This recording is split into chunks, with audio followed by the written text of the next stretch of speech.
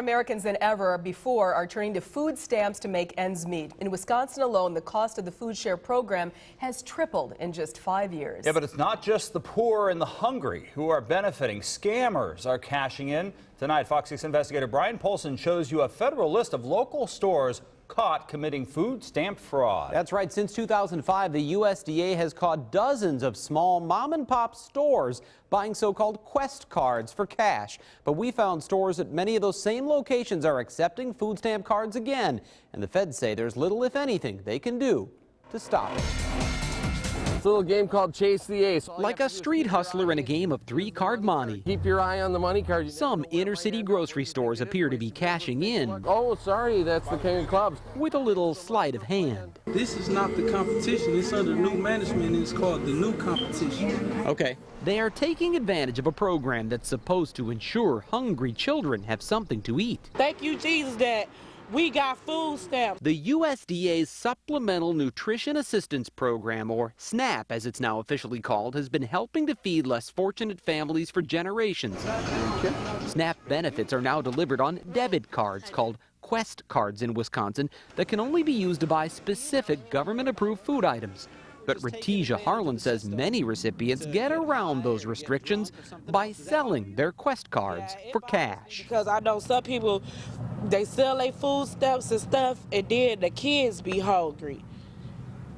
And that's sad. She says a card with a $100 balance will typically sell for $50. Some people who take the cash and get drugs and buy drinks and weed and everything. It really is unbelievable, that this type of fraud and abuse has gone on for so long. State Assemblywoman Samantha Kirkman is spearheading a full-scale audit of the food stamp program in Wisconsin. It's a $1 billion program, and our tax dollars are getting wasted from this program, essentially. But even she was not aware of the kind of fraud we uncovered.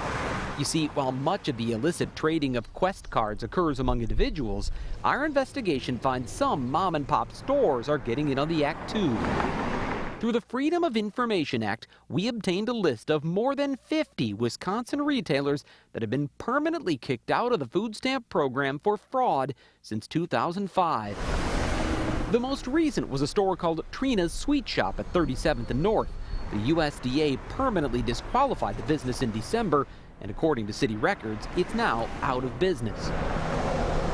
Just 2 blocks west, North Avenue Mid-Block Grocery also got the boot, as did C & Sons near 31st and Lisbon, Bradley Quick Pantry near 60th and Bradley, and Safari Store at 21st and Concordia. But we found some stores that are supposed to be permanently banned are still taking food stamps. Our undercover producer was able to use her Quest card at 25th Street Grocery. Thank you. Have a good day.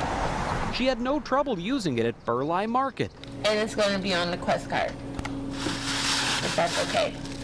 And she walked out of the competition with a refreshing drink paid for with food stamps. But how? Well, we just opened in September. You just opened in September? Mm-hmm. 25th Street Grocery was disqualified in August of 2009, but it's now under new management and operating under a new name, Griggin 2, even though all the signs outside still identify it as 25th Street Grocery. We didn't get a chance to paint it. Okay, so it's a totally different store. Right. Same story at Burleigh Market. We have a new owner now. New owner? Yeah, new owner. It's now officially called Burleigh Food. Nobody's here that's been here before. Really? All the old people are gone. The USDA can't prevent a new store from opening up in the same location as one that was banned and applying to become a new participant. But that assumes it's really a new store. You guys are still accepting food stamps. We're just wondering how that's possible. I can't tell you. I don't know. You don't know? When the feds disqualified the competition for trafficking in Quest cards in 2009, it was owned by a convicted felon named Justin Forney.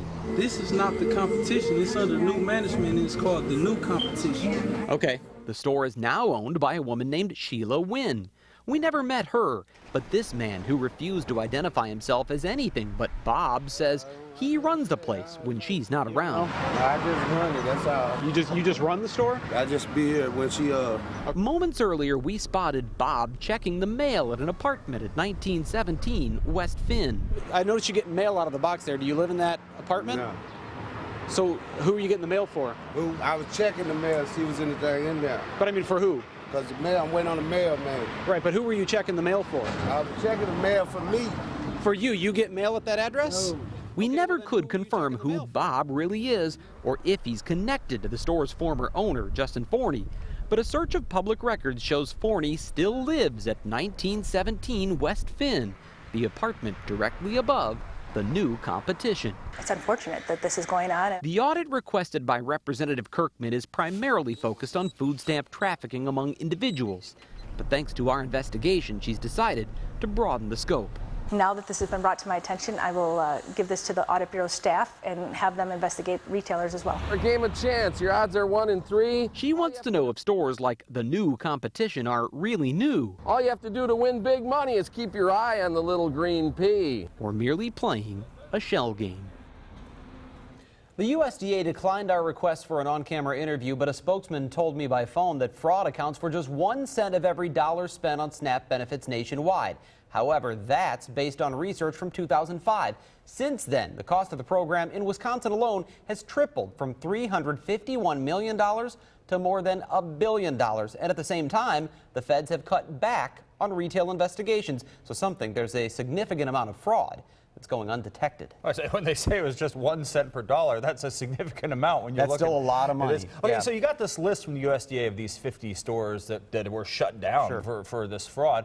Did any of the owners end up doing any jail time? Doesn't sound like it. Apparently not anyway. The food stamp fraud is both a state and federal crime, but neither the Milwaukee DA's office nor the U.S. Attorney's office could point me to a single case where a retailer was charged with trafficking Quest cards. Representative Kirkman is hoping to change that. She wants your tips, and so do we. If you know of an individual or a retailer who's buying or selling Quest cards for cash, call the Fox 6 Investigators tip line at 414-586-2777 or send an email to the investigators at fox6now.com. Got a feeling we're still on the front end of hearing a lot more about this. this. If no one has served any jail time, it's no wonder stores will do it again if they have the opportunity. There's no incentive. Wow. Interesting story. Thank you, Brian. You got it.